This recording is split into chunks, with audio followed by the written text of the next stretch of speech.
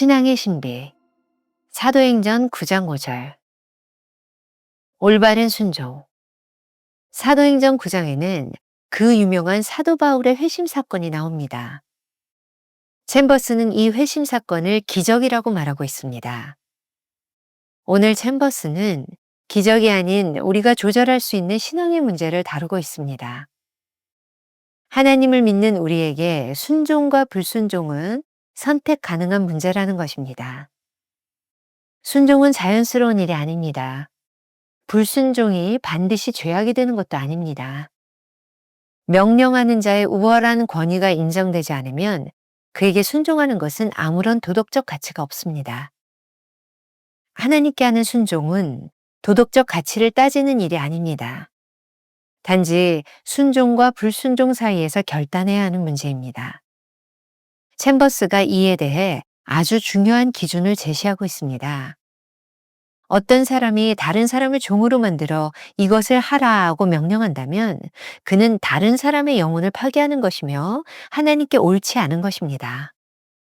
마찬가지로 거룩하신 하나님을 인식하지 않고 아무에게나 순종한다면 그가 순종하는 이유는 그 사람의 종이 되었기 때문입니다. 하나님을 의식하지 않는 순종은 종교적 올가미에 불과합니다. 종교에서 벗어나십시오. 챔버스 묵상의 중요한 관점 중 하나는 종교와 신앙을 구분하는 것입니다. 종교는 순종을 강요하지만 신앙은 순종을 강요하지 않습니다. 그러니 종교에서 벗어나야 하나님께 순종하는 사람이 될 수 있습니다. 내가 예수 그리스도와 얼굴을 맞대고 섰을 때 순종하지 않겠습니다 라고 말한다고 해도 주께서는 절대로 순종을 강요하지 않으실 것입니다. 그러나 나는 주의 구속의 재창조의 능력으로부터 이탈되고 있는 것입니다. 하나님은 우리에게 순종을 강요하시지 않습니다. 그러나 순종하지 않는 사람에게는 화가 있습니다. 우리는 신앙에서 순종해야 하는 것과 순종하지 말아야 하는 것을 구별할 줄 알아야 합니다. 김병삼 목사의 매일 만나 365, 오늘은 7월 18일 신앙의 신비라는 제목으로 말씀을 함께 나누어 보겠습니다. 첫 번째 주제, 올바른 순종.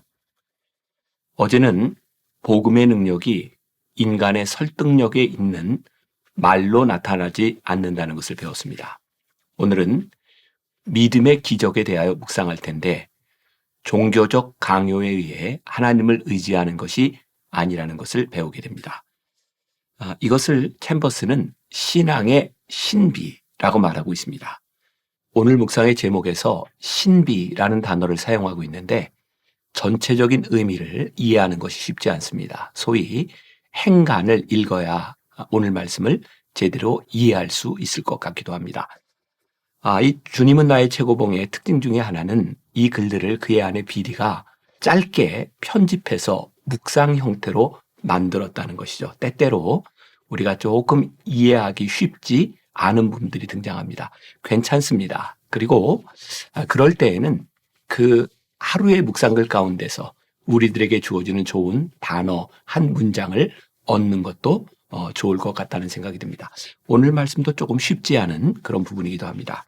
본문 사도행전 9장에는 그 유명한 사도 바울의 회심 사건이 나오고 있습니다. 다소의 사울이라 불렸던 그가 주님을 믿는 자들을 핍박하기 위해 가는 다메섹 도상에서 부활하신 주님을 만난 사건입니다. 챔버스는 이 회심 사건을 기적이라고 말하고 있습니다. 사실 기적은 우리가 설명할 수 없는 것들이죠. 설명할 수 없다는 말은 우리가 어떻게 조절할 수 없다는 뜻입니다. 우리가 하나님을 믿는 이유인 구속 사건은 그런 의미에서 기적과 같은 일이 틀림없습니다. 오늘 챔버스는 기적이 아닌 우리가 조절할 수 있는 신앙의 문제를 다루고 있습니다. 하나님을 믿는 우리에게 순종과 불순종은 선택 가능한 문제라는 것이죠. 오늘 묵상에서 명확하게 드러나지는 않지만 여기서 말하는 순종의 문제가 하나님에 대한 신앙과 믿음의 문제는 아닌 것 같습니다. 아래의 글을 통해 신앙생활을 할 때 경험하는 교회나 지도자의 권위에 대한 문제가 아닐까 유추해 볼 수 있습니다. 순종은 자연스러운 일이 아닙니다. 불순종이 반드시 죄악이 되는 것도 아닙니다. 명령하는 자의 우월한 권위가 인정되지 않으면 그에게 순종하는 것은 아무런 도덕적 가치가 없습니다. 하나님께 하는 순종은 도덕적 가치를 따지는 일이 아닙니다. 단지 순종과 불순종 사이에서 결단해야 하는 문제입니다. 그러나 세상의 권위에 대한 순종은 그것의 도덕적 가치를 따져보아야 합니다. 우리는 종종 신앙생활을 할 때 세상의 조직과 권위에 순종해야 할 근거를 따지지 않는 잘못을 범하곤 합니다. 챔버스가 이에 대해 아주 중요한 기준을 제시해주고 있습니다. 어떤 사람이 다른 사람을 종으로 만들어 이것을 하라고 명령한다면 그는 다른 사람의 영혼을 파괴하는 것이며 하나님께 옳지 않은 것입니다. 마찬가지로 거룩하신 하나님을 인식하지 않고 아무에게나 순종한다면 그가 순종하는 이유는 그 사람의 종이 되었기 때문입니다. 사람의 종이 되느냐, 하나님의 종이 되느냐를 고민했던 한 사람의 이야기가 영화로 만들어진 적이 있습니다. 혹시 영화 베켓이라고 하는 것을 들어보셨는지 모르겠습니다. 영국의 왕 헨리 2세의 친구 토머스 베켓의 이야기를 영화로 만든 것이죠. 헨리 2세는 자신의 마음대로 술을 즐기고 여자들과 시간을 보내고 전쟁을 일으키고 세금을 부과하기 위한 절대적인 권력을 원했습니다. 그런 그에게 당시 대주교는 눈의 가시처럼 여겨졌죠. 그래서 헨리 2세는 자신과 함께 술, 여자, 가물을 즐기는 친구 토머스 베킷을 대주교로 임명합니다. 흥미로운 일이 발생합니다.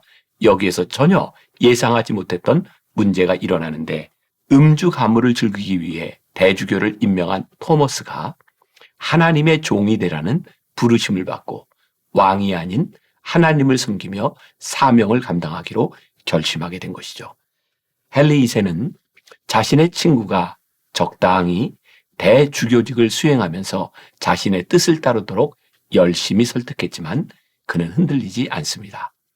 대주교라는 자신의 직분에 충실했던 토마스는 결국 캔터버리 대성당에서 왕이 보낸 암살자들에게 죽임을 당하고 맙니다.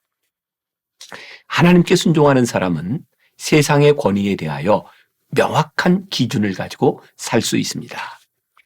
이 시대의 많은 종교적 비극은 이에 대한 무지에서 출발하는 것이죠.